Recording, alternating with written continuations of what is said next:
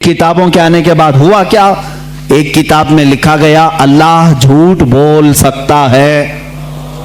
ملک شام کے ایک بزرگ ہیں، وہ فرماتے ہیں دوپہر کا وقت تھا، میں سویا ہوا تھا جمعہ کے بعد، اور میں قیلولہ کرتا تھا دوپہر کے بعد۔ میں نے خواب میں رسول کریم صلی اللہ علیہ وسلم کی زیارت کی۔ میرے آقا صلی اللہ تعالیٰ علیہ وسلم کو میں نے دیکھا اپنے روضہ اطہر کے باہر صحابہ کے ساتھ جھرمٹ میں کھڑے ہیں اور کسی کا انتظار فرما رہے ہیں۔ یہ شام کے رہنے والے بزرگ فرماتے ہیں میں نے آقا انعامدار صلی اللہ علیہ وسلم کی بارگاہ میں 10 مرتبہ عرض کیا آقا کسی کا انتظار ہو رہا ہے۔ آقا کونین صلی اللہ علیہ وسلم نے فرمایا ہاں میرا ایک عاشق احمد رضا ہندوستان سے آ رہا ہے، ہم اس کے انتظار میں ہیں۔ اللہ اللہ، وہ شامی بزرگ کہتے ہیں میں نے پہلی مرتبہ یہ نام سنا۔ کہاں سے؟ بارگاہ رسالت معاب سے سنا۔ وہ جانتے نہیں تھے اعلیٰ حضرت کو۔ کہا میں نے تاریخ نوٹ کر لی، ٹائم نوٹ کر لیا، اور ملک شام سے سفر کر کے ہندوستان آئے۔ ان کو یہ بھی معلوم نہیں تھا کہ کہاں رہتے ہیں۔ وہ دلی پہنچے، اور دلی پہنچے ایسے صاحب کے پاس جو اعلیٰ حضرت کے دشمن تھے، انہی کے پاس گئے، اور جا کر کے انہوں نے اپنی، وہ ظاہر سی بات ہے عرب کے تھے، شامی بزرگ تھے، جن سے ان کی ملاقات ہوئی ان کے پاس پہلے ہی انہوں نے ذکر کیا ہندوستان میں احمد رضا خان نام کے کوئی مولانا ہیں، کوئی بڑے عاشق رسول ہیں۔ انہوں نے منہ بسورا اور کہا ہاں یہاں سے تھوڑی دور بریلی میں ہے، ایک مولانا رہتے تھے، ہم نے بھی سنا ہے۔ انہوں نے اتنا پتہ بتایا، وہ ان کو چھوڑ کر نکلا ہے، بریلی پہنچے۔ 8 دن کے بعد بریلی جب آئے، لوگوں سے پوچھا فلاں فلاں عالم کہاں رہتے ہیں، لوگوں نے محلہ سوداگران کا پتہ بتایا۔ جب یہاں پہنچے تو خاندان کے لوگوں سے ملاقات کے بعد پتہ چلا 8 دن پہلے ہی اعلیٰ حضرت کا وصال ہو چکا ہے۔ ان کو بڑا غم ہوا، بڑا قلق ہوا۔ وہ کہتے ہیں میں نے تاریخ ملا کر کے دیکھی، میں نے کس دن خواب دیکھا تھا، کون سا ٹائم تھا، تو فرماتے ہیں میری عقل حیرت میں رہ گئی۔ یہ وہی ٹائم تھا، وہی دن تھا جس دن بریلی کے تاجدار کی وفات ہو رہی تھی، جس دن یہاں ان کا وصال ہو رہا تھا۔ اسی لیے میرے عزیزو، شاعر نے کہا ہے جہاں میں اہل ایمان مثل خورشید جیتے ہیں، ادھر ڈوبے ادھر نکلے، ادھر ڈوبے ادھر نکلے۔ جب ہند سے کوئی آدمی ہمارے پاس آتا ہے تو ہم اس کے پاس پہلے ہی امام احمد رضا خان کا تذکرہ کرتے ہیں، پھر دیکھتے ہیں اس کے چہرے کو غور سے۔ علماء حرمین کہہ رہے ہیں ہم اعلیٰ حضرت کا ذکر اس کے سامنے کرتے ہیں کہ ہندوستان میں ایک مولانا ہیں جن کا نام احمد رضا خان ہے، بریلی سے تعلق رکھتے ہیں، فلاں فلاں کتابیں لکھے ہیں، ہم ان کا ذکر کرتے ہیں، اور پھر اس کا چہرہ غور سے دیکھتے ہیں۔ اگر چہرے پر خوشی کے آثار نظر آئے تو ہم سمجھتے ہیں سنی صحیح العقیدہ ہے، اور اگر کڑنے لگے، جلنے لگے، پہلو بدلنے لگے تو ہم سمجھتے ہیں کہ وہ رجل من اہل البدع۔ وہ کہتے ہیں علماء حرمین ہم اسی بات سے سمجھ جاتے ہیں کہ یہ بدعتیوں میں کا کوئی بندہ ہے۔ یہ معیار ہم نے نہیں، علماء حرمین نے متعین فرمایا۔ یہ پہچان جو اعلیٰ حضرت کی بنی، یہ اللہ تبارک و تعالیٰ کے انعامات میں سے ایک انعام ہے۔ آج کیا آپ سب کو معلوم نہیں ہے کہ ہمارے اور دوسروں میں فرق کرنے والی ذات اعلیٰ حضرت کی ہے؟ اللہ تبارک و تعالیٰ نے انہیں بنایا، لوگوں کی کیا مجال ہے کس کو کیا بنائیں گے۔ بعض لوگ کہتے ہیں یہ بریلویوں نے مل کر کے سب بنا دیا ان کو۔ میاں بریلویوں نے مل کر کے اگر انہیں بنایا ہے تو تم بھی سارے مل کر کے ایک اعلیٰ حضرت بنا دو، ایسا کوئی اعلیٰ حضرت بنا دو۔ انسانوں کے بس میں نہیں ہے اللہ کے ولی کو بنانا، وہ اللہ جسے چاہتا ہے اپنا ولی بناتا ہے۔ ذالک فضل اللہ یؤتیہ من یشاء، وہ اللہ کا فضل ہے، وہ جسے چاہے عطا فرماتا ہے۔ اب میں آپ کو یہاں چند اصطلاحیں بھی بتاؤں۔ شریعت طاہرہ میں، ہمارے دین اسلام میں ایک اصطلاح بولی جاتی ہے مجدد۔ مجدد دین کو صحیح طریقے سے اپنے زمانے میں پیش کرنے والا۔ جب اس پر گرد و غبار جمع ہو جائے، جب اس پر لوگ خرافات، بدعات، واہیات بھر دیں، تو ایک مجدد آتا ہے، ان سب کو ختم کر کے دین اسلام کا صحیح چہرہ پھر امت مصطفیٰ کے سامنے پیش کرتا ہے، اسے مجدد کہتے ہیں۔ یہ مجدد کا لفظ بھی ملا ہے ہمیں حدیث رسول سے۔ اللہ کے حبیب صلی اللہ تعالیٰ علیہ وسلم نے ارشاد فرمایا، سنن ابو داؤد کی حدیث ہے، ان اللہ یبعث لہذه الامة رأس كل 100 سنة من يجدد لها دینها اللہ کے حبیب صلی اللہ علیہ وسلم فرماتے ہیں بے شک اللہ تعالیٰ اس امت میں ہر 100 سال پر ایک ایسا شخص پیدا کرتا ہے جو میرے دین کو تجدید کر کے صحیح چہرے کے ساتھ پیش کرتا ہے. ہر صدی میں، ہر 100 سال میں ایک ایسی شخصیت پیدا ہوتی ہے جو دین کا صحیح چہرہ امت کے سامنے پیش کرتی ہے. ہاں، ہم جس زمانے میں ہے، اس زمانے میں ہمیں مجدد کی پہچان جو ملی اعلیٰ حضرت امام احمد رضا خان فاضل بریلوی رضی اللہ تعالیٰ عنہ شہرۂ آفاق ہیں. اس لیے مجدد کا لفظ آپ نے زیادہ طور پر اعلیٰ حضرت کے لیے سنا ہوگا، اور اس سے قبل تقریباً 13 صدیوں تک مجدد آتے رہے. پہلی صدی کے مجدد حضرت سیدنا عمر ابن عبدالعزیز رضی اللہ تعالیٰ عنہ کو لوگوں نے فرمایا ہے، محدثین اور فقہاء نے فرمایا ہے وہ پہلی صدی کے مجدد تھے. دوسری صدی کے مجدد میں امام شافعی رحمۃ اللہ تعالیٰ علیہ کا نام پاک آتا ہے. اسی طرح کئی علماء ہیں، اس میں مجددین کی فہرست ایک طویل ہے. ایک زمانے میں کئی مجدد بھی ہو سکتے ہیں، ضروری نہیں کہ پوری دنیا میں ایک ہی ہوگا. تیسری صدی میں دوسرے مجدد آئے، چوتھی میں الگ آئے، پانچویں میں الگ آئے. امام غزالی رحمۃ اللہ تعالیٰ علیہ یہ بھی مجددین میں ہیں. اور اسی طرح سے 1000 سال کے بعد ہندوستان میں ایک مجدد آئے جن کو مجدد احمد فاروقی سرہندی مجدد الف ثانی کہا جاتا ہے، جنہوں نے اکبر کا لایا ہوا دین الہی ختم کیا اور دین مصطفیٰ کی پھر سے نشو نما کی. وہ مجدد الف ثانی امام ربانی جن کا لقب ہے وہ احمد فاروقی سرہندی. ان کے بعد پھر مجدد آئے سیدنا عبدالعزیز دہلوی رحمۃ اللہ، شاہ عبدالعزیز محدث دہلوی رحمۃ اللہ تعالیٰ علیہ. 14ویں صدی کے حالات میں تھوڑے سے آپ کے سامنے بتا دوں. یہ 13 صدی کے جو مجدد آئے انہوں نے اپنے اپنے زمانے میں تجدیدی کارنامے فرمائے. ان کے زمانے میں جو چیلنجز تھے ان کا مقابلہ انہوں نے کیا.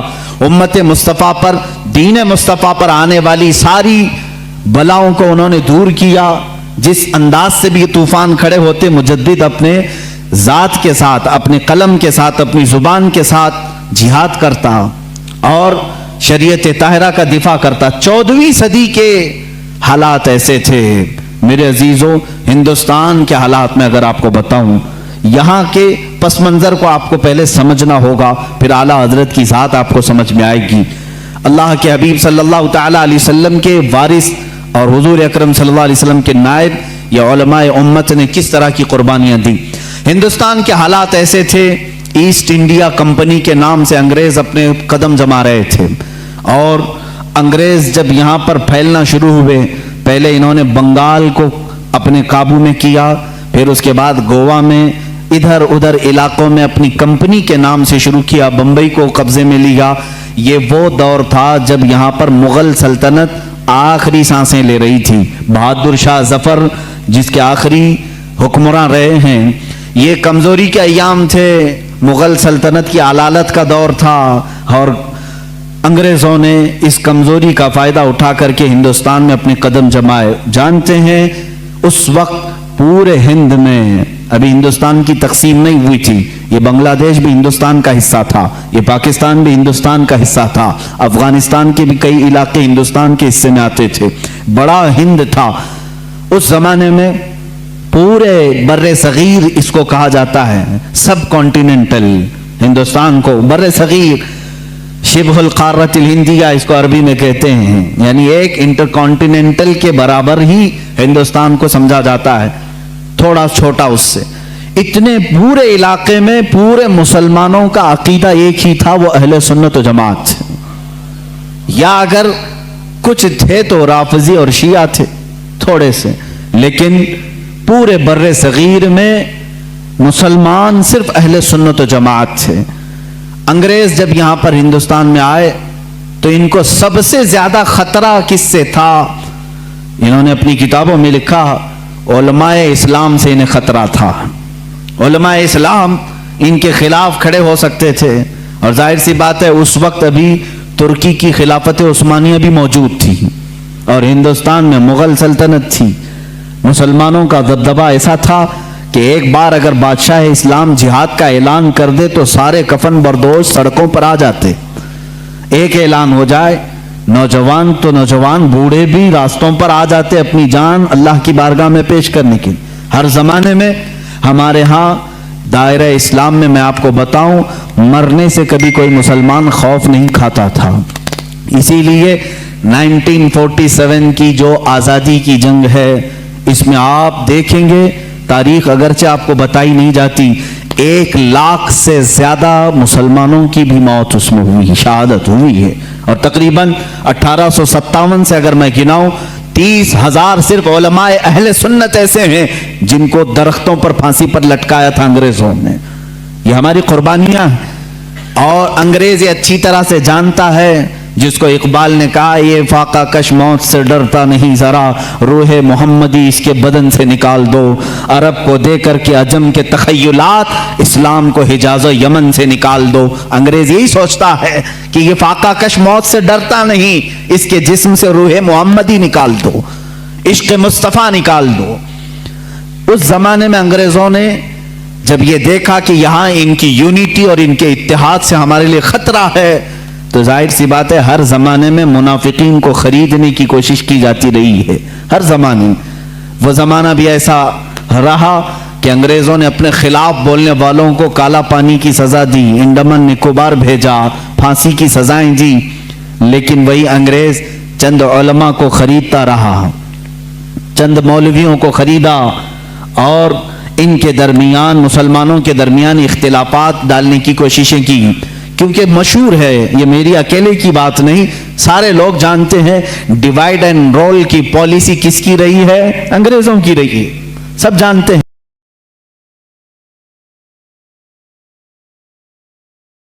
हाँ बिल्कुल, मुझे इस बात से खौफ नहीं है। डिवाइड एंड रोल की पॉलिसी उन्हीं की लाई हुई थी। तफर्रका पैदा करो, टुकड़े करो और उसके बाद हुकूमत करते रहो, इख्तिलाफात डालो। तो उन्होंने हिंदुस्तान में इस चीज की कोशिश की और सबसे पहले इख्तिलाफात जो जन्म लेते हैं वो कादियान पंजाब से। वहां से एक मिर्जा गुलाम अहमद कादियानी नाम के शख्स को उठाया गया। अंग्रेजों ने उसकी बहुत भरपूर मदद की, ताउन किया पैसों से, और फिर उसके जरिए से नई नई चीजें लाना शुरू किया। ये वही जमाना है, ये 14वीं सदी का जमाना, हिजरी के मुताबिक मैं कह रहा हूं, और 1857 से पहले के ये मामलात हैं। मिर्जा गुलाम अहमद कादियानी खड़ा हुआ और नई नई बातें दीन में लाया, लेकिन अंग्रेजों ने उससे एक गलती ये करवा दी कि उसको नबी भी बना दिया। उसने ऐलान कर दिया कि मैं मोहम्मद सल्लल्लाहु अलैहि वसल्लम के बाद दूसरा नबी हूं, मेरा नाम अहमद है, मुझ पर वही आती है, इंग्लिश में फरिश्ते वही लेकर के आते हैं। ये गुलाम अहमद कादियानी की फकाई शुरू हुई। जाहिर सी बात है उम्मत मुस्तफ़ा उस वक्त बेदार थी, तकरीबन सारी उम्मत ने बिल इत्तेफाक उसको रिजेक्ट किया और उसको कहा कि ये इस उम्मत का दज्जाल है, उसको खारिज इस्लाम माना। और आज भी पाकिस्तान में भी कादियानियों को माइनॉरिटी में रखा गया है, मुसलमानों में नहीं, वहां पर नहीं है।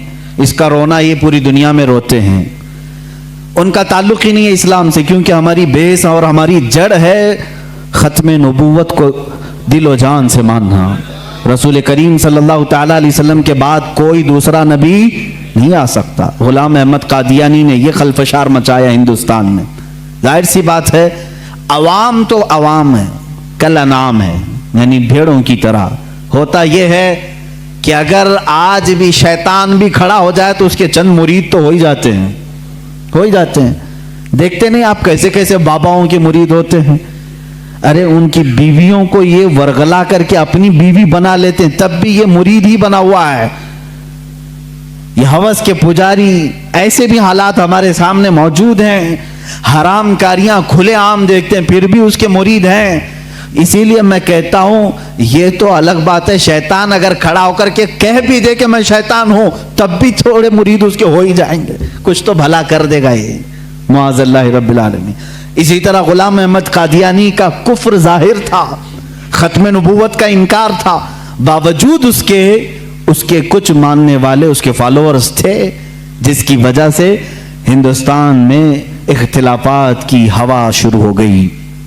اب یہاں پر معاملات ایسے آئے کہ پھر ایک علاقہ ایسا ہے، علی گڑھ مسلم یونیورسٹی کو تو آپ جانتے ہیں، لیکن اگر میں اب کھولوں بہت سارے تو کچھ لوگوں کے اب دلوں میں چبھن ہوگی، پیٹ میں درد بھی ہوگا. لوگ یہی کہیں گے کہ مولانا اختلافات کی بات کرتے ہیں، بانٹنے کی بات کرتے ہیں، فرقے کی بات کرتے ہیں. میرے عزیز، حق بات بتانے کو اگر تم فرقہ واریت سمجھو گے تو یہ تمہارا کوڑ ہے، یہ تمہارا مرض ہے. اگر کوئی یہ بتا دے کہ یہ شکر ہے، یہ گوبر ہے، تو تم کیا کہو گے؟ یہ فرقہ پیدا کر رہا ہے. فرقہ نہیں میرے عزیز، تجھے بتا رہا ہوں حلال کیا ہے، حرام کیا ہے. میٹھا کھا لے اور غلاظت چھوڑ دے، اسی لیے تو علماء بتاتے ہیں. کیا ہمارا ذاتی کوئی جھگڑا ہے کسی سے؟ کوئی ہماری پراپرٹی پر آ کر بیٹھا ہوا ہے؟ کوئی میرے کپڑے چھینا ہوا ہے؟ کچھ نہیں ہے میرے عزیز. ہو جو باتیں میں عرض کر رہا ہوں اس کو توجہ سے سنیں، اور مجھے کسی کو گالیاں دینے میں کوئی شغف نہیں ہے اور نہ میری زبان ایسی، لیکن جو حقوق اسلام ہے اور دین کے جو حقوق ہیں وہ میں بتا کر رہوں گا. ایک طرف غلام احمد قادیانی کی خرافات، دوسری طرف سر سید احمد خان، اس نے ایک نئے فرقے کی بنیاد رکھی، نیچریت. یہ کیا تھا؟ یہ بھی انگریزوں کے پاس سے پڑھ کر کے آیا، جو بانی ہے مسلم یونیورسٹی کا. ظاہر سی بات ہے وہاں کے ٹیچرز، وہاں کے اساتذہ کو کچھ باتیں بری لگتی ہیں، کچھ باتیں بری لگیں گی، لیکن یہ حقیقت ہے اور تاریخ سے تم منہ موڑ نہیں سکتے. سر سید احمد خان واپس آ کر کے قرآن عظیم کی بہت ساری باتوں کا انکار شروع کر چکا تھا. اس نے یہ کہنا شروع کیا کہ معجزات کوئی چیز ہی نہیں ہے، قرآن میں کسی معجزے کا ذکر ہی نہیں ہے، ہر چیز کی بدل کر کے تعویل کر دی. کہا فرشتے ہوتے ہی نہیں ہیں، انسان کے اندر جو نیکی کرنے کی طاقت ہے اسی کا نام فرشتہ ہے. شیطان کا کوئی وجود ہی نہیں ہے، وہ کہتا ہے کہ برائی کرنے کی جو صفت ہے انسان کے اندر اسی کا نام شیطان ہے. قرآن پاک کی پوری تفسیر بدل ڈالی. جنات کا انکار، جنت و دوزخ، ارے میاں کس نے دیکھا؟ یہ نیچریت تھی. نیچریت کا مطلب ہے نیچر کو ماننے والے ہیں. جو دکھ رہا ہے بس اسی کو ماننا ہے، جو نہیں ہے اس کو نہیں ماننا ہے.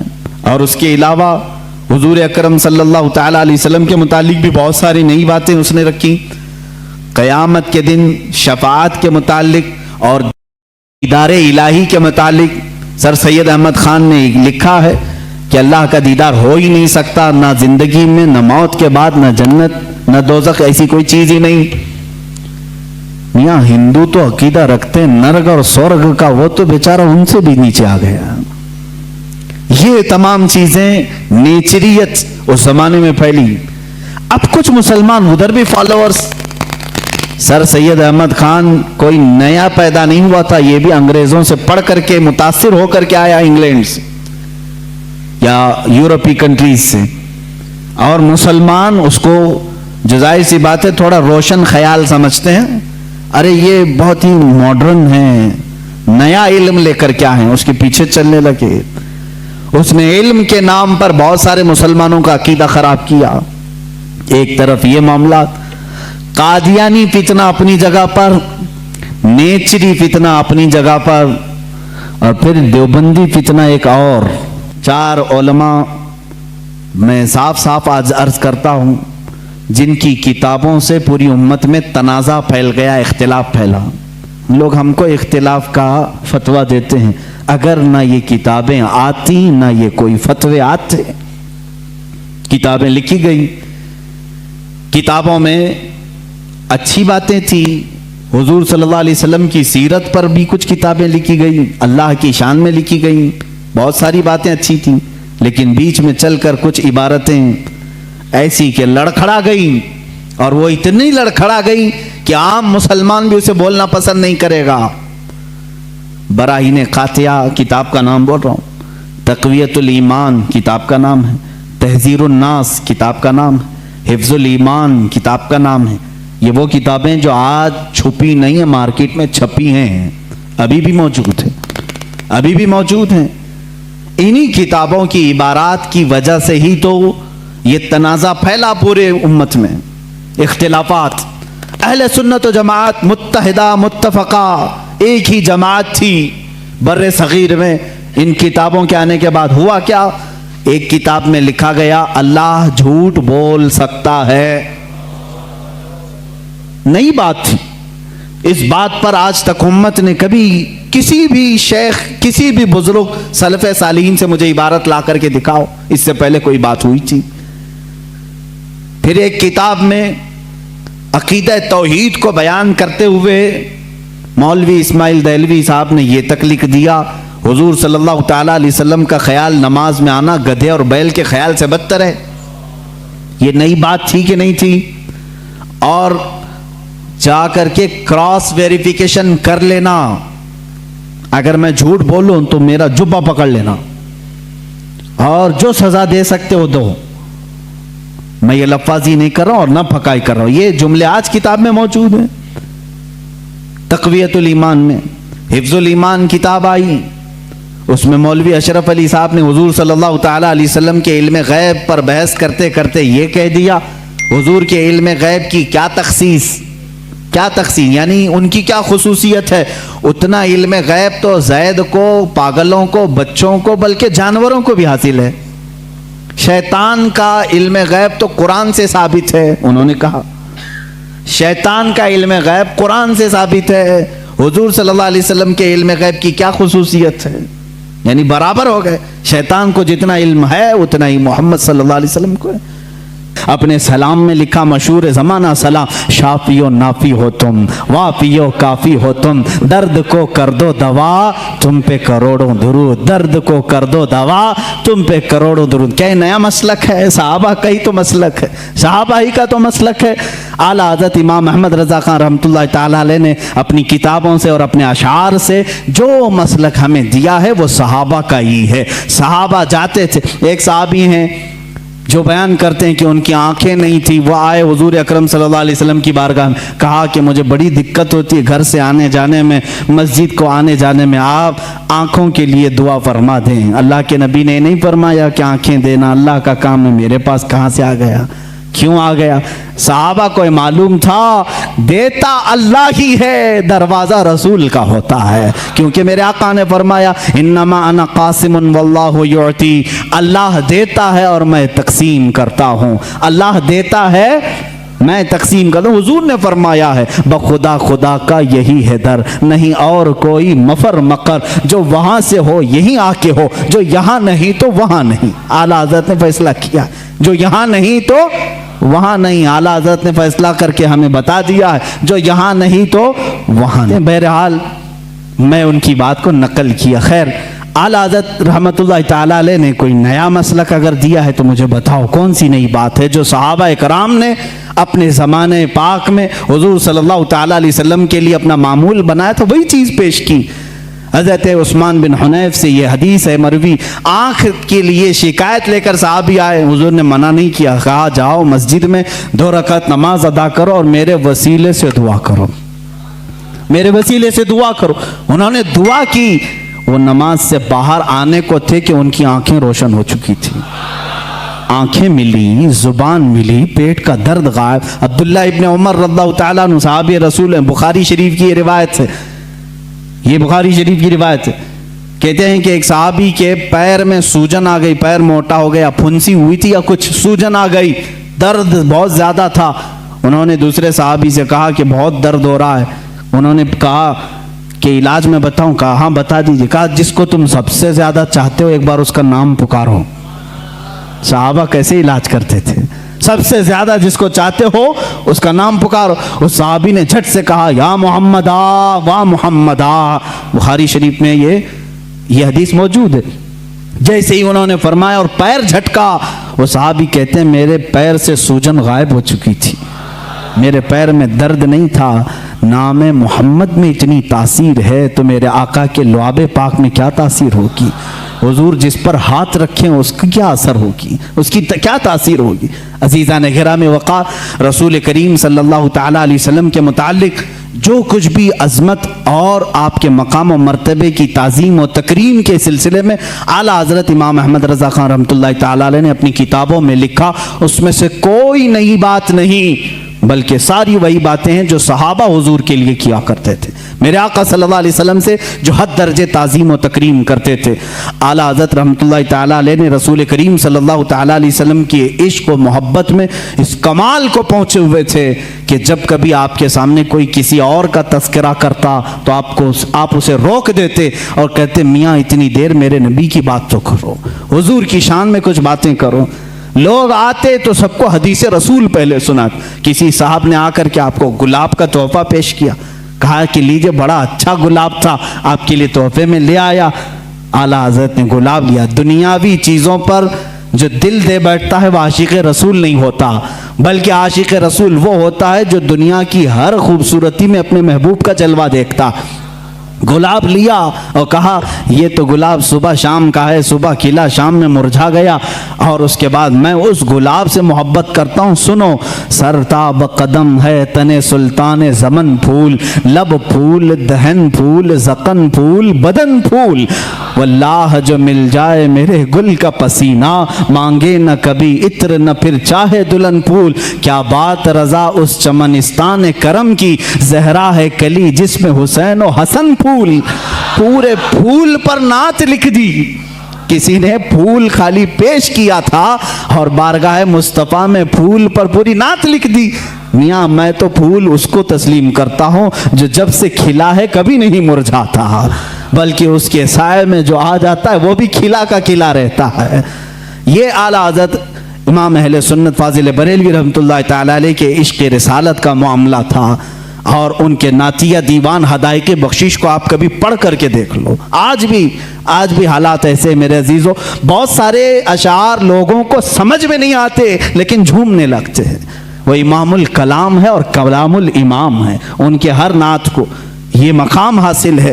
سرکار دو عالم صلی اللہ تعالیٰ علیہ وسلم کی بارگاہ میں جب ڈوب کر کے مدح سرائی کرتے تھے، مدح سرائی کرتے، آپ کے نعت کے متعلق ہی ایک بات میں پڑھ رہا تھا، آپ کے چھوٹے بھائی مولانا حسن رضا خان رحمۃ اللہ علیہ، وہ بھی بڑے عالم دین ہیں، وہ بھی بڑے شاعر تھے، اور داغ دہلوی دلی کے بڑے شاعر کا نام میں کہہ رہا ہوں، مرزا غالب اقبال کے ٹکر کے داغ دہلوی، وہ استاد تھے علامہ حسن رضا بریلوی کے۔ علامہ حسن رضا بریلوی جب کوئی نعت لکھتے، کوئی اشعار لکھتے تو چیک کرانے کے لیے داغ دہلوی کے پاس بھیجتے تھے، داغ دہلوی کے پاس بھیجتے۔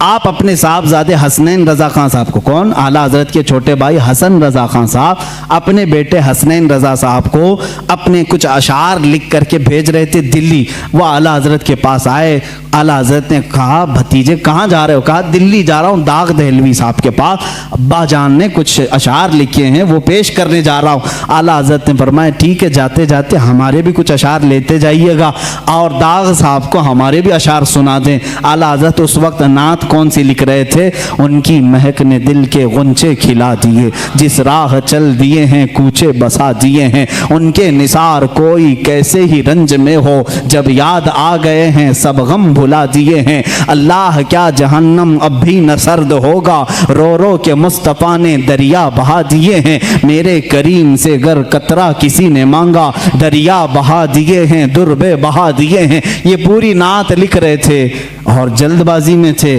پوری نعت لکھا، اپنا مقطع جس میں شاعر کا تخلص ہوتا ہے وہ نہیں لکھا، پوری نعت لکھ کر کے اپنے بھتیجے کے ساتھ پیش کیا۔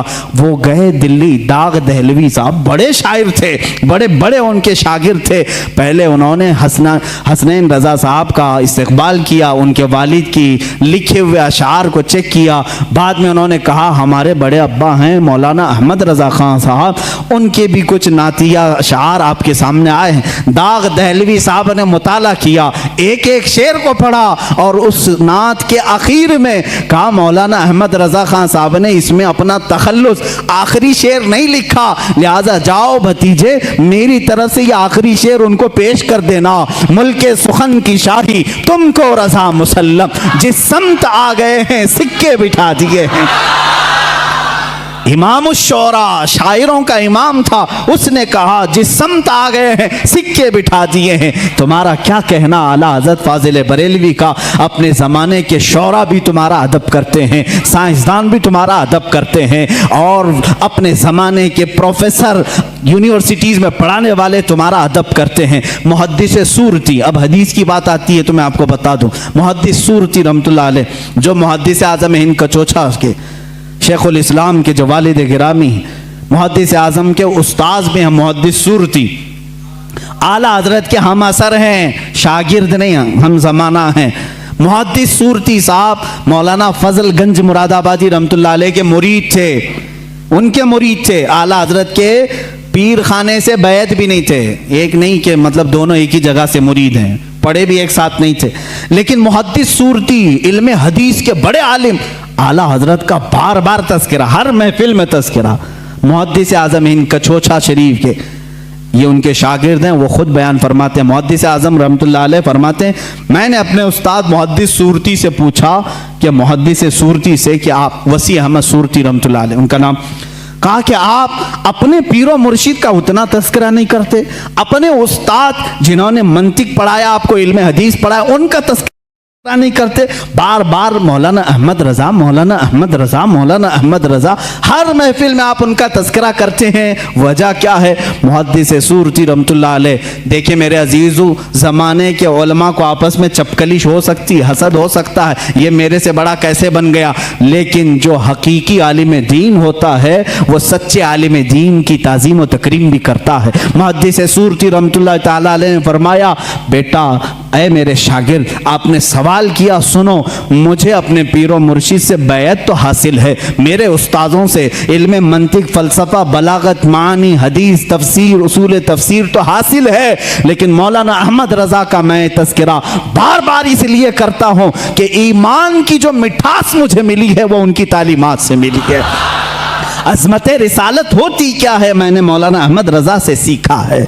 यकीन किस बात का नाम है, ये मैंने मौलाना अहमद रज़ा से सीखा है। आला हज़रत रज़ियल्लाहु ताला अन्हु का तवक्कुल भी उतना था, यकीन भी इस दर्जे का था, जो फरमा दिया हुजूर सल्लल्लाहु ताला अलैहि वसल्लम के वास्ते से उस पर अटल रहते थे और यकीन के साथ। मशहूर ज़माना, आप अभी जो मैंने नात आपके सामने तिलावत की, उनकी महक ने दिल के गुंचे खिला दी, इस नात का एक शेर ये भी है, आला हज़रत रहमतुल्लाह ताला अलैह ने जो लिखा है, उसमें एक शेर है जो आपने लिखा था, इसकी तारीख मुझे पता नहीं, लेकिन आप सफ़र हज पर जब कश्ती में थे, जहाज़ का सफ़र था, समंदर का सफ़र, अचानक बीच समंदर में एक बार ऐसे तूफ़ानी हवाएं आईं कि कैप्टन ने ऐलान कर दिया कि जहाज़ डूबने वाला है, बचने की कोई उम्मीद नहीं, लोग अपने अपने कफन उठा लो, अपनी तैयारियां कर लो। शोर और गलगला मच गया था। आला हज़रत सुकून से बैठे अपनी किताबें पढ़ रहे थे, लिख रहे थे। आपकी वालिदा माजिदा आपके साथ, पूछा कि अहमद रज़ा ऐलान सुने? कहा सुना। कहा जहाज़ डूबने वाला है? कहा नहीं डूबने वाला है। लोग मरने वाले हैं? कहा नहीं, लोगों की बात तो नहीं, लेकिन मैं तो महफूज रहूंगा।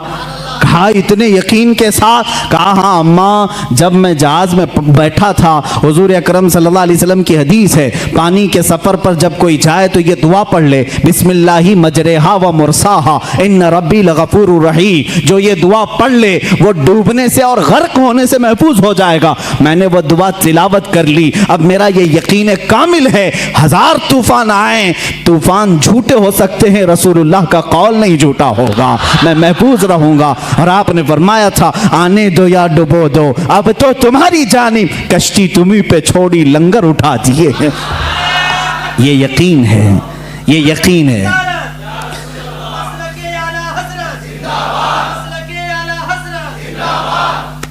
अजीज़ान गिरामी, ये तवक्कुल है फाजिल बरेलवी रहमतुल्लाह ताला अलैह की ज़ात से।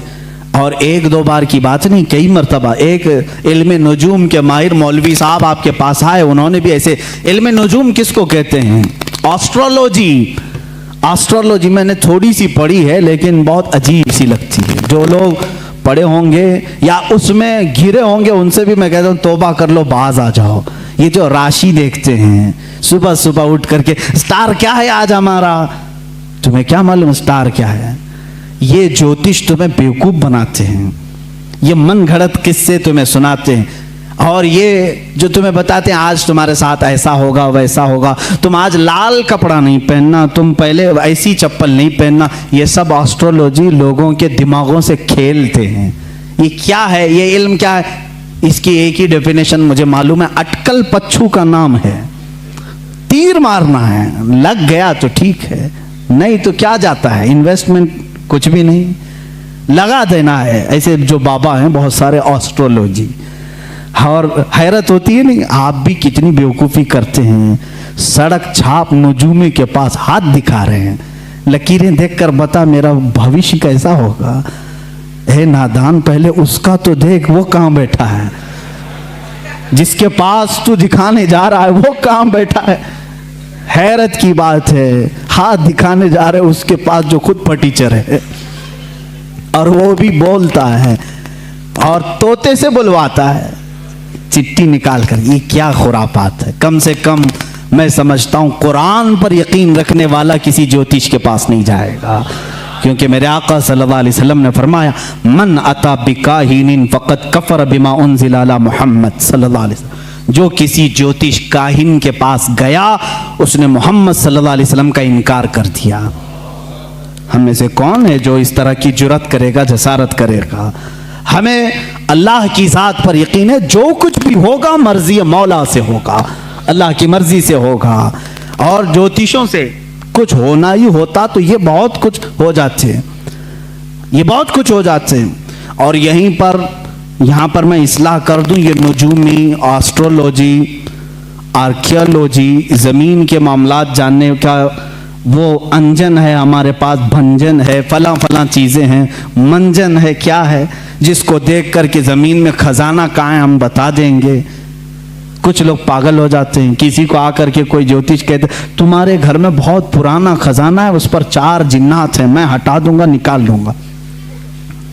لوں گا۔ ایسے بہت سارے، اور ان کی باتوں پر بیوقوف ہو جاتے ہیں۔ ہم نے ایسے بھی دیکھیں جو راتوں میں بیٹھ کر قلم کاپی لے کر کے حساب کر رہے ہیں، ایک گھڑے میں کتنا سونا ہوگا، اتنا سونا ہے تو میں 2 بلڈنگیں یہاں بناؤں گا، 2 بلڈنگیں یہاں، مارکیٹ میں 1 دکان۔ تم رات بھر شیخ چلی کی طرح ابھی سے حساب میں لگ گئے۔ وہ ایسٹرولوجی ہو یا آرکیالوجی ہو، جو نجومی ہو، جوتش ہو، تم کو بتا دیا۔ ایسے بہت سارے کھدائیاں کروائے اور لوگوں کی قبریں کھدائی ہیں، کچھ نہیں ملا۔ ایسے بہت سارے لوگوں کو دھوکہ دیتے ہیں۔ آپ کب سدھرو گے؟ ان تمام باتوں پر یقین نہ رکھو، ان تمام چیزوں پر یقین نہ رکھو۔ اگر خزانے نکالنے کا اتنا ہی اس کو علم ہوتا، مہارت ہوتی، تو وہ بیچارہ جھولا چھاپ تمہارے پاس نہیں آتا، وہ خود خزانے نکال کر بادشاہ بن چکا ہوتا۔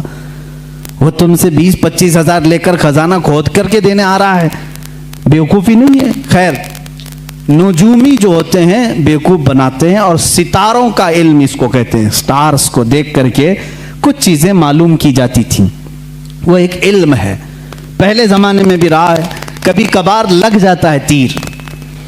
موسم کا حال بتانے والے بھی ایسٹرولوجی ہوتے ہیں نا، ٹی وی میں بتانے کے لیے آتے ہیں۔ احمد آباد میں ابھی بارش بہت ہوگی، ممبئی، یہ جب بتاتے ہیں تب ہوتی نہیں، اور جب کبھی نہیں بتاتے جھماجھم ہوتی ہے۔ اکثر ایسا کبھی کبھار لگ بھی جاتا ہے، ان کا کبھی کبھار تیر لگتا ہے۔ اعلیٰ حضرت فاضل بریلوی رحمۃ اللہ علیہ کے پاس ایک ایسی آئے صاحب، انہوں نے علم نجوم کو پڑھا تھا۔ اعلیٰ حضرت بیٹھے تھے، بطور مزاح آپ نے کہا کہ صاحب آپ کو تو علم نجوم پر بڑی مہارت ہے، ذرا ستارے نکال کر کے دیکھیں کہ اس مہینے میں برسات آئے گی کہ نہیں آئے گی، بارش ہوگی، برسات آئے گا، بارش ہوگی کہ نہیں ہوگی۔ وہ لیے قلم کاپی اور سٹارز کو نکالنا شروع کیا، یہ مہینہ چل رہا ہے، یہ تارا یہاں ہے، یہ تارا یہاں ہے، شنی بیٹھا ہے، بولتے نا منگل بیٹھا ہے، شنی وہاں دیکھ رہا ہے۔ اس کے بعد انہوں نے کہا مولانا احمد رضا خان صاحب، اس مہینے تو بارش کا امکان ہی نہیں آئے گی، کوئی بارش نہیں ہونی۔ اعلیٰ حضرت رحمۃ اللہ تعالیٰ علیہ نے فرمایا رکھو تمہاری بات، ستاروں پر تمہیں اتنا یقین ہے، ستاروں پر اتنا یقین ہے، میں کہتا ہوں اگر آنا ہوا تو آ بھی سکتی ہے، تم ستاروں کے علم پر کہہ رہو۔ انہوں نے کہا نہیں، میرا علم 100% صحیح ہوتا ہے، جو میں لگاتا ہوں حساب بالکل صحیح نکلتا ہے، بالکل صحیح۔ آپ چیلنج کر لیں ہمارے ساتھ، نہیں آئے گی تو نہیں آئے گی۔ सितारों का इल्म बरसों से जानता हूं, परफेक्ट है। आला हजरत रज़ियल्लाहु ताला अन्हु को जलाल आया। आप उठे, दीवार पर घड़ी लगी थी, पूछा टाइम कितना हो रहा है? कहा 12 बज रहे हैं। कहा 2 बजने में अभी कितना टाइम है? कहा 2 घंटे। कहा 2 घंटे से पहले 2 नहीं बजेंगे? 2 घंटे से पहले 2 नहीं बजेंगे? उन्होंने कहा ऐसे कैसे बजेंगे, बजते हैं क्या? 2 घंटे से पहले 2 नहीं बजते। उन्होंने कहा क्या मजाक कर रहे हैं आप, 2 बजने के लिए 2 घंटे हैं। आला हजरत उठे और घड़ी उठाई और कांटे घुमा के 2 पे लाके खड़ा कर दिया। घुमाया कांटे, 1 मिनट में 2 बज गए। कहा मौलवी साहब आप तो कह रहे थे 2 घंटे लगेंगे, मैंने 1 मिनट में 2 बजा दी। और शायद उनके भी 12 बज चुके होंगे। आला हज़रत रहमतुल्लाह ताला अलैह से उन्होंने कहा कि अरे ये तो कोई बात हुई, आपने कांटे इधर उधर किए, ऐसे तो कोई भी बजा देगा, ऐसे तो कोई भी बजा देगा। आला हज़रत रहमतुल्लाह अलैह ने फरमाया हाँ, ये घड़ी जो घूम रही है अपनी रफ्तार से, तुम्हारा तयशुदा इल्म तो यही कहता है 1 बजने के लिए 1 घंटा, 2 बजने के लिए 2 घंटे, लेकिन खालिक़े सितारा, खालिक़े सैयारगान, अल्लाह रब्बुल इज़्ज़त जिन सितारों को पैदा किया है, वो चाहे तो ये 1 महीने से पहले सारे सितारों को इधर से उधर कर दे।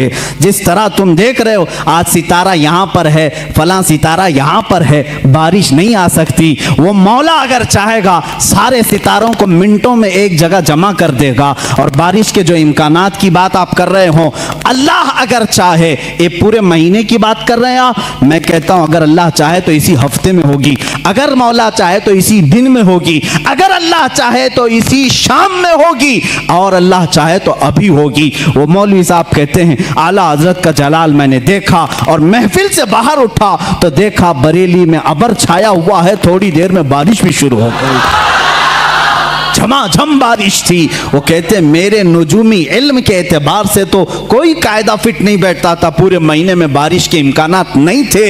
एक आलिम रब्बानी ने समझाया इल्म और होता है, अल्लाह की कुदरत और होती है। वो अगर चाहे तो नीस्त से हस्त कर देता है, हस्त से नीस्त कर देता है, या उसकी शान है। चाहे तो वो सूरज को चलने से रोक दे, चाहे तो वो डूबे हुए सूरज को फेर दे, उसके लिए कोई कायदा और कानून नहीं है। अजीज़ान गिरामी, कुदरत के ये अजायबात को आला हजरत ने अपने इल्म से समझाया है। ये मैं नहीं कहता कि आला हजरत ने बारिश बरसाई, बाज कोई बेवकूफ़ ये कह देगा ये वहां तक पहुंचा दिए, नहीं। अल्लाह अपने बंदों की जुबान से निकली हुई बातों की लाज रखता है, और उनकी लाज में बारिश के लिए आसमान के दरवाजे भी खोल देता है। बारहा ऐसा हुआ है। आला हजरत रहमतुल्लाह ताला अलैह ये हब्से मकान के मुतालिक, यानी वक्त ठहर जाता है, ये भी एक इल्म भी है, और बुजुर्गों को ये चीज़ करामत के तौर पर हासिल हुई। फरमाते हैं एक बार मैं सुबह ताखीर से उठा, 10 मिनट बाकी रह गए थे सूरज निकलने, और गुस्ल की हाजत थी। सोच रहे थे कि क्या करूं, नमाज के लिए 10 मिनट बाकी हैं, गुस्ल की हाजत है। इतनी घड़ी निकाली और रखा और अंदर गए। फरमाते हैं मैं ये भूल गया कि 10 मिनट बाकी हैं। आराम से 3-3 मरतबा कुल्ली किया, 3 बार हाथ धोए, सुन्नत तरीके से गुस्ल किया, पूरे आराम से पोंछ करके मैं बाहर निकला। घड़ी पर देखा तो मुझे डर हुआ, इतने आराम से मैं गुस्ल करके आया हूँ, 10 मिनट बाकी थे। जब जा रहा था गुस्ल करने में, ये भी इतना आराम से गुस्ल जो सुन्नत तरीके से है, कितना वक्त हो गया होगा, नमाज कज़ा हो गई होगी। आला हज़रत फरमाते हैं घड़ी उठा करके देखा तो जो 10 मिनट बाकी थे वो 9 मिनट अब भी बाकी थे। मैंने सोचा घड़ी रुकी तो नहीं, घड़ी बंद तो नहीं। बाहर आकर के जिस घड़ी से भी मिला करके देखा तो टाइम वही चल रहा था। फरमाते ये अल्लाह जिसे चाहे वक्त को घेर दे, और अल्लाह जिसके लिए चाहे 1 मिनट को 1 साल के बराबर भी कर दे। यही मेराज रसूल का फलसफा है, मेरे आका सल्लल्लाहु ताला अलैहि वसल्लम का, कि बिस्तर भी रहा गर्म, जंजीर भी हिलती रही, तारश गए फिर आए मोहम्मद सल्लल्लाहु अलैहि वसल्लम। वक्त को अल्लाह चाहे तो घेर लेता है, रोक लेता है। अज़ीज़ान गिरामी वक़ार, आला हज़रत रहमतुल्लाह ताला अलैह के इल्म और उनके अमल और उनके तक़वे और उनकी बहुत सारी चीज़ों को मैंने अर्ज़ किया, और बतौर बरकत चंद करामात मैं आपके सामने रखता हूँ। अल्लाह ताला ने अपने औलिया को नबियों का परतव बनाकर इस उम्मत में भेजा है, नबियों का परतव बना करके भेजा है, यकीनन वो किसी न किसी नबी का अक्स होते हैं, उनकी मौजज़ात थे और औलिया के करामात होते हैं। एक बार आला हज़रत रहमतुल्लाह ताला अलैह के साथ ऐसा मामला पेश आया कि कई करामात हैं, बहुत सारे। जैसे एक साहब हैं लाहौर के रहने वाले, वो खुद फरमाते हैं 1920 में उनकी पैदाइश हुई, जिस साल 1 साल था आला हज़रत की ज़िंदगी का। 1921 में आला हज़रत की वफ़ात हुई। वो 1 साल के बच्चे थे, निमोनिया हो गया था, फेफड़े रुक चुके थे, सांस बंद हो गई थी, और माँ बाप सारे लोगों ने देखा और एक कपड़े में बांध करके उनको पलंग पर रख दिया। घर में रोना धोना शुरू हो गया, बच्चे का इंतकाल हो गया था। 1 साल का बच्चा, सांस रुक गई, बंद हो गई, निमोनिया की शिद्दत से वो हमला आवर हुई बीमारी। आला हज़रत रहमतुल्लाह ताला अलैह के वो पड़ोस थे, उनके रिश्तेदार। जब आला हज़रत को ये बात कही गई तो आपको भी गम हुआ, छोटा बच्चा था, अभी पैदा हुआ। आला हज़रत रहमतुल्लाह ताला अलैह ने कुछ नक्श लिखे और कहा कि इसकी धोनी दें और उस बच्चे की नाक में सुंघाएं। कहते हैं वो लेकर के आए, वो बड़े मोतक़िद थे, घर आए, उसकी धोनी देने लगे, और उधर गुस्ल और जनाजे की तैयारियां भी चल रही थी। लोग रो भी रहे थे, गुस्ल और जनाजे की तैयारी। ये जब धोनी दी गई तो उसी लिपटे हुए कपड़े में बच्चा जो है चीखने चिल्लाने लगा, और फिर से उसकी जान में जान आई, जिस्म में जान आ गई। उन्होंने खुद अपनी ये बात बयान की, आला हज़रत रहमतुल्लाह ताला अलैह की ये करामत थी कि अल्लाह ने मुझे एक और ज़िंदगी अता फरमाई, जिसकी सांसें रुक चुकी थी। होता है इस तरह के बहुत सारे मामलात किताबों में मौजूद हैं, तहरीर हैं। लेकिन एक बड़ी बात मुझे ये लगी कि 2 अंग्रेज़ आए और उन्होंने कहा कि आप ये कहते हैं कि मोहम्मद सल्लल्लाहु अलैहि वसल्लम सबसे अफजल नबी हैं, और आप ये कहते हैं कि उनकी उम्मत के उलमा बनी इसराइल के नबियों के नायब हैं, वारिस हैं। उलमा व उम्मती, हुजूर सल्लल्लाहु ताला अलैहि वसल्लम ने फरमाया बनी इसराइल के नबियों की तरह हैं मेरी उम्मत के उलमा। तो आला हज़रत से उन्होंने सवाल किया, बनी इसराइल के नबियों की तरह आपके उलमा? ईसा अलैहिस्सलाम और कई अंबिया ऐसे हैं जो परिंदों की बोलियां जानते थे, क्या आप भी जानते हैं? इस उम्मत का कोई आलिम है? मुझे बताएं। अगर उम्मत मुस्तफ़ा के उलमा वारिसीन अंबिया हैं तो वैसी कोई चीज़ आपके उम्मत में कोई आलिम जानता है? आला हज़रत से उन्होंने सवाल किया। उस वक्त दूर दरख्त पर 2 चिड़िया बैठी हुई थी, 2 चिड़िया बैठी हुई थी। वो तोते थे या कबूतर थे? आला हज़रत रहमतुल्लाह ताला अलैह ने फरमाया आपने सवाल कर दिया है, अल्लाह तबारक व तआला उम्मत मुस्तफ़ा का भरम रखेगा। मैं बताता हूँ वो दरख्त पर दोनों चिड़िया क्या बात कर रही हैं, वो दोनों क्या बात कर रही मैं बताता हूँ। आगे जो बैठी वो कह रही है सूरज डूबने वाला है, अंधेरा हो रहा है, जल्दी चल। दूसरी कह रही है नहीं, कल तुम्हें मालूम है मैं एक गड्ढे में गिर गई थी, मेरे पाँव में कांटा चुभा हुआ है, कांटे की चुभन का दर्द ऐसा है कि मैं तेज नहीं उड़ सकती, तू थोड़ा आहिस्ता उड़, मैं तेज उड़ूंगी, दोनों बराबर होकर के चलेंगे। आला हज़रत फरमाते हैं वो दोनों ये बातें कर रही हैं। मियाँ ऐसे कोई भी बोल सकता है, कोई भी बात कर रही थी। वो अंग्रेज थे, उसने कहा कि आपको ये चीज़ें मालूम है? कहा हाँ मालूम है, वो जो बात कर रही हैं। कैसे पता चलेगा? जाओ तुमको जैसे देखना है मालूम कर लो। उसके पास राइफल थी, उस जमाने में जो भी बंदूक थी, उठाया उसने, सीधे बंदूक से गोली लगाई, चिड़ियों को जाकर के लगी। बंदूक मारी या तीर मारा, जो भी मारा, चिड़िया जमीन पर आकर गिर गई। जा करके उठा करके देखा, पीछे वाली चिड़िया के पैर में कांटा चुभा हुआ था और पैर सूजन में था। उसी वक्त वो अंग्रेज मुसलमान हो गए। मुझे बताओ, जब उसे ये बात मालूम हो गई कि दरख्त पर बैठी हुई चिड़िया के पैर में कांटा चुभा हुआ है और पैर सूजन में है, तो जब ये वो जानते हैं तो जाहिर सी बात है वो क्या कह रही थी ये भी जानते होंगे। ये अल्लाह के वलियों की शान है। रब तबारक व तआला अंबिया इकराम अलैहिमुस्सलाम के सदक़े औलिया को करामतों से नवाज़ता है। वो दिलों के हालात से बाखबर होते हैं, जानवरों की बोलियां सब। ये और बात है कि हम कह रहे हैं, सैयद इस्माइल मक्की रहमतुल्लाह ताला अलैह, जो मक्का मुकर्रमा के बड़े पाए के बुजुर्ग आलिम दीन हैं, वो खुद फरमाते हैं हरम पाक में कबूतर बहुत सारे आज भी हैं, उस वक्त भी थे। एक दीवार थी वहां पर मक्तबा जो मस्जिद हरम का है, उस पर कबूतर बैठते थे। जो वहां आकर के नीचे बैठता उस पर कचरे गिराते थे, जो भी बैठता था कचरे गिराते रहते थे। जितनी देर बैठता था वो कुछ ना कुछ उस पर गिराते रहते थे। आला हज़रत रहमतुल्लाह ताला अलैह खुद ये वाक़या बयान करते हैं, जब मैं हरम पाक हाजिर हुआ तो बुखार मुझे आ गया। तो बुखार बहुत ज़्यादा हुआ तो अल्लामा सैयद इस्माइल मक्की रहमतुल्लाह ताला अलैह, जो बड़ी ताज़ीम करते थे, आला हज़रत को चारपाई बिछाकर उसी दीवार के पास लगा दिया जहाँ वो कबूतर बैठते थे कमरे के अंदर। वहाँ कोई जल्दी बैठते नहीं थे, जो बैठे उस पर कचरा गिरे।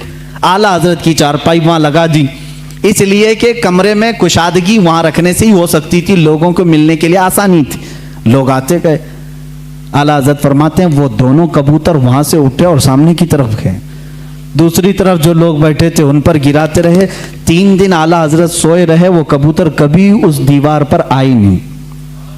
ये बात मौलाना अल्लामा सैयद इस्माइल मक्की रहमतुल्लाह अलैह, मक्का के बड़े आलिम दीन, उन्होंने मुस्कुरा करके कहा, अहमद रज़ा आपका तो हरम के कबूतर भी अदब कर रहे हैं। हमने इन कबूतरों को देखा, बहुत सारे लोगों पर कचरे गिराए, जब से आप यहाँ सोए ये कबूतर यहाँ आए हुए हैं, फिर जब चारपाई उठाई गई तो कबूतर फिर वहाँ आए। आला हज़रत ने इसको अपनी करामत के तौर पर नहीं कहा, बल्कि कहते हैं हमने इनके खालिक से सुलह कर ली तो अल्लाह ने सारी मखलूक को हमारे साथ सुलह करा दिया। जो अल्लाह से सुलह कर लेता है, जो अल्लाह का हो जाता है, अल्लाह की कायनात उसकी हो जाती है। इमाम अहले सुन्नत फाजिल बरेलवी रहमतुल्लाह ताला अलैह एक मरतबा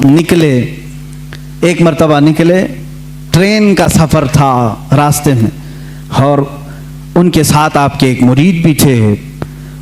ट्रेन चलाने वाला और झंडा लहराने वाला, जो सिग्नलर होता है, सिग्नल देने वाला, ये 2 मेन होते हैं, उसमें 2 मेन होते हैं। आला हज़रत जब स्टेशन पर पहुंचे तो झंडा लहराने वाला और ट्रेन चलाने वाला जो ड्राइवर है, ये दोनों आला हज़रत रहमतुल्लाह ताला अलैह के पास आए, सलाम किया, मुसाफा किया और आगे चलने लगे। उनके मुरीद फरमाते हैं आला हज़रत अपने घर से जब निकल रहे थे तो ये दुआ कर रहे थे कि ऐ अल्लाह मैं जिस सवारी पर बैठा हूँ उस सवारी को चलाने वाला और उसको हिदायत देने वाला दोनों इस्लाम पर हों।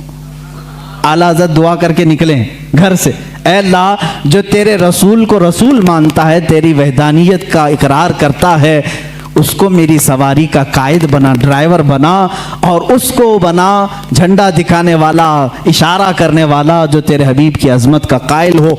उनके मुरीद कहते हैं जब स्टेशन पर पहुंचा तो देखा वो झंडा लहराने वाला वो भी मुसलमान था, गाड़ी का ड्राइवर भी मुसलमान था, आला हज़रत के दोनों चाहने वाले थे। अल्लाह ताला अपने वलियों के लिए कुरान में ये फरमाता है लहुम मा यशाऊन फीहा व लदैना मज़ीद, वो जो चाह लेते हैं अल्लाह उनके लिए वो पूरी कर देता है, वो बात पूरी कर देता है। अजीज़ान गिरामी वक़ार, आला हज़रत फाजिल बरेलवी रहमतुल्लाह ताला अलैह के उलूम बहरे बेकरां है, एक जबल है, एक पहाड़ है जिसकी खुदाई करते करते ज़माना हो जाएगा, वो समंदर है जिसको नापते नापते ज़िंदगियाँ ख़त्म हो जाएंगी। उनके दीवान हदायक़ बख्शिश की चंद बातें मैं मोहब्बत रसूल में ये पढ़ करके आपके सामने अपनी गुफ्तगू को समेटना चाहूँगा, इसलिए कि आपके अशार बारगाह रसूल में मकबूल हैं, रसूल करीम सल्लल्लाहु ताला अलैहि वसल्लम के दरबार में कबूलियत पा चुके हैं। इसलिए कि हमने ये भी पढ़ा, आला हज़रत रहमतुल्लाह ताला अलैह जब दूसरी मर्तबा सफ़र हज पर थे, एक नात लिखी, वो सुए लालाजार फिरते हैं, तेरे दिन ए बहार फिरते हैं। ये पूरी नात है, आला हज़रत रहमतुल्लाह ताला अलैह ने रोज़े रसूल पर जाकर के लिखी। देखें एक बात, पहला जो आप हज किए थे, उस हज के बाद दूसरा जब हज किया आपने, पहले मदीने हाजिर हुए, फिर उसके बाद हज के लिए गए। उसी में ये लिखते हैं आला हज़रत, उनके तुफैल हज भी खुदा ने करा दिए हैं। एक आशिक की जुबान क्या होना चाहिए, देखें, उनके तुफैल हज भी खुदा ने करा दिए, असले मुराद हाजिरी उस पाक दर की है। हम तो निकले थे बारगाह रसूल की हाजिरी के लिए, मौला ने नबी की बरकत से मेरा हज भी करा दिया। और आज के ज़माने में ये कहते हैं हज कर लो, मदीने जाने की ज़रूरत नहीं। آج بھی نجدی علماء فتویٰ بھی دیتے ہیں مدینہ جانا ضروری نہیں، اور اعلیٰ حضرت کہتے ہیں ان کے طفیل حج بھی خدا نے کرا دی، ہمارا حج بھی ہوا ہے ان کے طفیل۔ اسی حاضری دربار میں آپ نے یہ نعت لکھی تھی اور کہا تھا یا رسول اللہ صلی اللہ علیہ وسلم اپنے دیدار سے ہمیں مشرف فرمائیں، اپنی زیارت سے مشرف فرمائیں۔ خواب میں آپ نے اپنے نبی کونین صلی اللہ علیہ وسلم کی زیارت کی تھی، آپ یہ چاہتے تھے کہ عالم بیداری میں، بیداری کے عالم میں بھی میرے آقا کے جلوے کو دیکھیں۔ روضہ رسول پر حاضر رہے، روزانہ حاضر ہوتے رہے، صبح دوپہر شام، لیکن وہ عالم بیداری کی حاضری نہیں ہوئی۔ واپس گھر گئے، واپس جہاں پر رکے تھے، آخر رات میں آپ نے آخری شعر یہ لکھا، کوئی کیوں پوچھے تیری بات رضا، کوئی کیوں پوچھے تیری بات رضا، تجھ سے کتے ہزار پھرتے ہیں۔ اعلیٰ حضرت نے جو لفظ لکھا وہی میں بیان کر رہا ہوں، تجھ سے کتے ہزار پھرتے ہیں۔ یہ کہاں تو تیری بات یہاں کون پوچھے گا، تیرے سے بڑے بڑے علماء مشائخ قطب وقت اقطاب ابدال یہاں آتے ہیں، تو بڑی بات کا سوال کر کے کھڑا ہے۔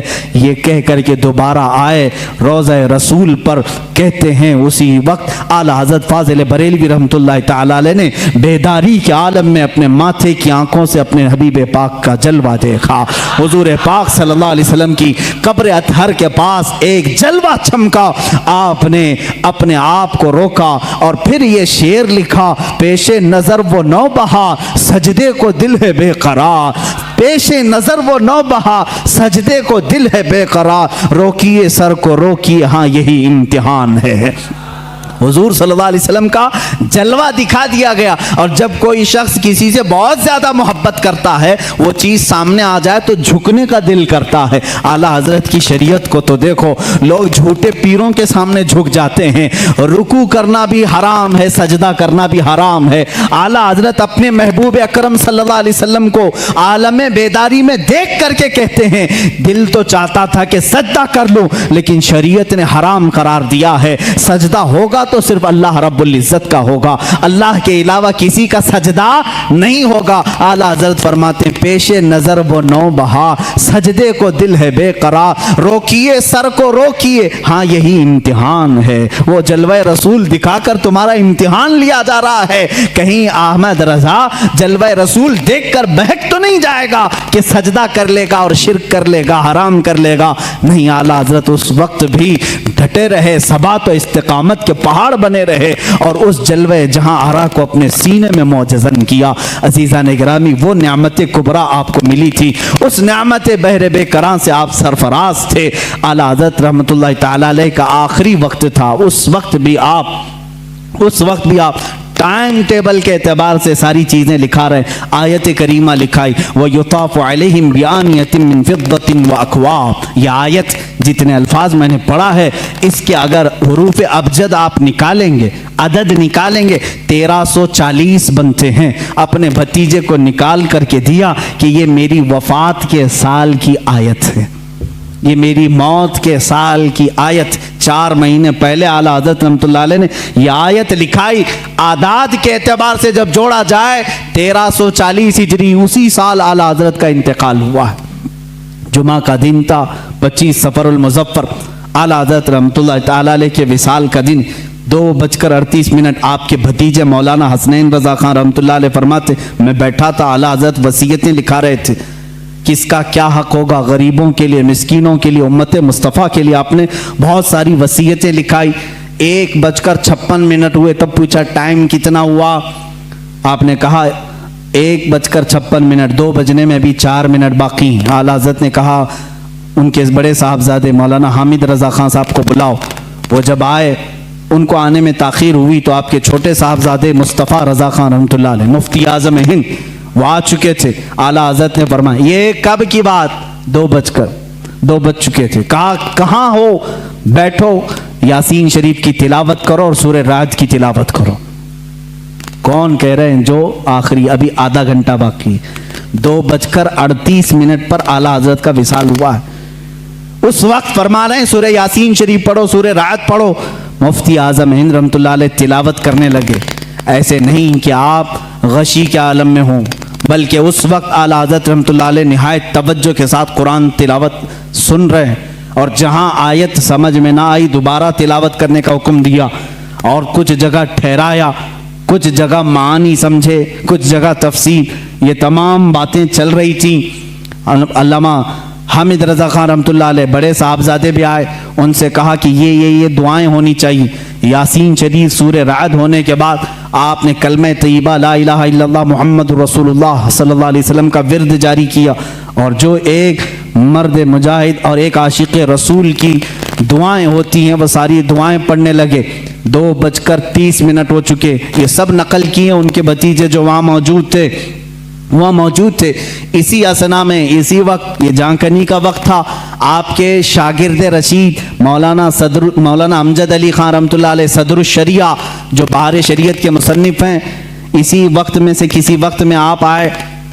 وقت اس وقت آخری چل رہا ہے، وہ آئے تو اعلیٰ ملک شام کے ایک بزرگ ہیں، وہ فرماتے ہیں دوپہر کا وقت تھا، میں سویا ہوا تھا جمعہ کے بعد، اور میں قیلولہ کرتا تھا دوپہر کے بعد۔ میں نے خواب میں رسول کریم صلی اللہ علیہ وسلم کی زیارت کی، میرے آقا صلی اللہ تعالیٰ علیہ وسلم کو میں نے دیکھا اپنے روضہ اطہر کے باہر صحابہ کے ساتھ جھرمٹ میں کھڑے ہیں اور کسی کا انتظار فرما رہے ہیں۔ یہ شام کے رہنے والے بزرگ فرماتے ہیں میں نے آقا انعامدار صلی اللہ علیہ وسلم کی بارگاہ میں 10 مرتبہ عرض کیا آقا کسی کا انتظار ہو رہا ہے۔ آقا کونین صلی اللہ علیہ وسلم نے فرمایا ہاں میرا ایک عاشق احمد رضا ہندوستان سے آ رہا ہے، ہم اس کے انتظار میں ہیں۔ اللہ اللہ، وہ شامی بزرگ کہتے ہیں میں نے پہلی مرتبہ یہ نام سنا۔ کہاں سے؟ بارگاہ رسالت مآب سے سنا۔ وہ جانتے نہیں تھے اعلیٰ حضرت کو، کہا میں نے تاریخ نوٹ کر لی، ٹائم نوٹ کر لیا، اور ملک شام سے سفر کر کے ہندوستان آئے۔ ان کو یہ بھی معلوم نہیں تھا کہ کہاں رہتے ہیں۔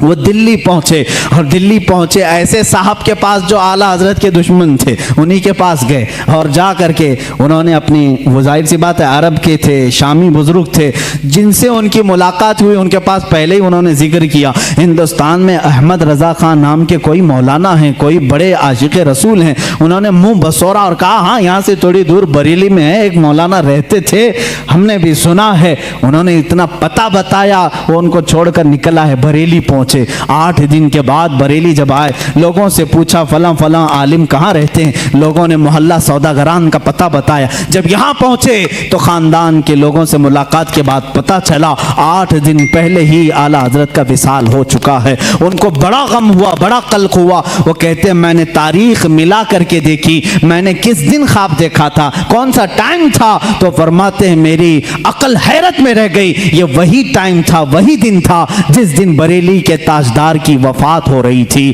جس دن یہاں ان کا وصال ہو رہا تھا۔ اسی لیے میرے عزیزو، شاعر نے کہا ہے جہاں میں اہل ایمان مثل خورشید جیتے ہیں، ادھر ڈوبے ادھر نکلے، ادھر ڈوبے ادھر نکلے۔ یہ ایک خورشید علم بریلی میں اگر ڈوبتا ہے تو مدینے میں چمکتا ہے، مدینے میں اگر ڈوبتا ہے تو بریلی میں چمکتا ہے۔ اہل علم کی یہ مثال ہے۔ اعلیٰ حضرت رحمت اللہ تعالی علیہ کا بڑا احسان ہے، کتابوں سے، ان کے قلم سے، ان کی زبان سے، ان کے تقوی و طہارت سے پوری زندگی بھر کبھی آپ نے نماز قضا نہیں کی۔ مسلک اعلیٰ حضرت یہ بھی ہے میرے عزیزو، نمازوں کی پابندی کرو۔ بہت سارے لوگ صرف شدت پسندی کو سمجھتے ہیں مسلک اعلیٰ حضرت۔ کس بات کی شدت کرتے ہو آپ؟ کس بات کی؟ کسی کو کافر کہنے میں؟ یاد رکھو اعلیٰ حضرت رحمۃ اللہ تعالی علیہ نے پورے امت اسلامیہ کی تکفیر کبھی نہیں کی۔ کافر کافر کافر کہنا اعلیٰ حضرت کی عادت نہیں تھی۔